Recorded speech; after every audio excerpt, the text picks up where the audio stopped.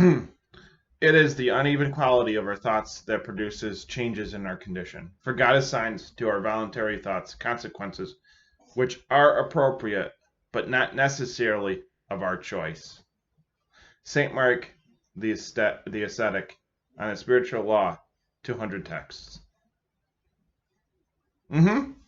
Yeah, if God wills it, then the quality of our thoughts, yeah, that's gonna produce a change, no matter what, no matter what. I mean, compared to our condition, what it is now, what it is tomorrow, what it is in the past, that leads to a lot of what probably Western Christianity believes is the born again movement, or the born again kind of like other senses of revivalism, the whole evangelical Protestant movement, and the other kind of Protestant movements that led towards more of the ecumenicism in the West.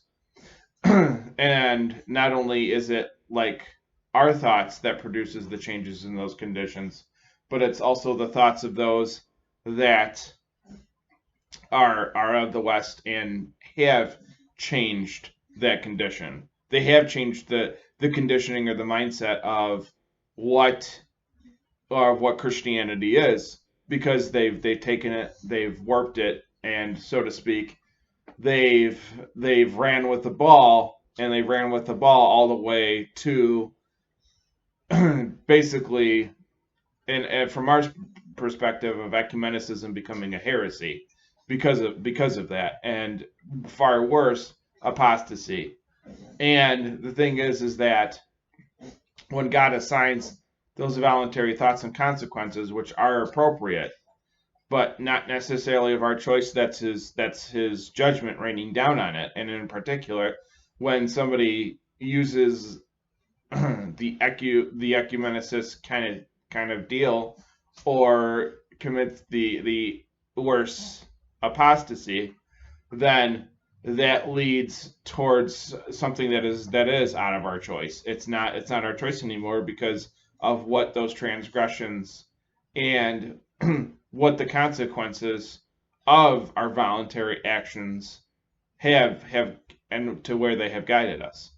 And that is to say that God definitely assigns it, and those thoughts or consequences which are appropriate for God but not us, and they're appropriate because of God's judgment, and not necessarily out of our choice, but when you make the choice to do it, like those like the West has done and has warped it, then it's one of those things where that uneven quality comes out, and it produces that change, and that change is predicating itself on something that God has assigned to us.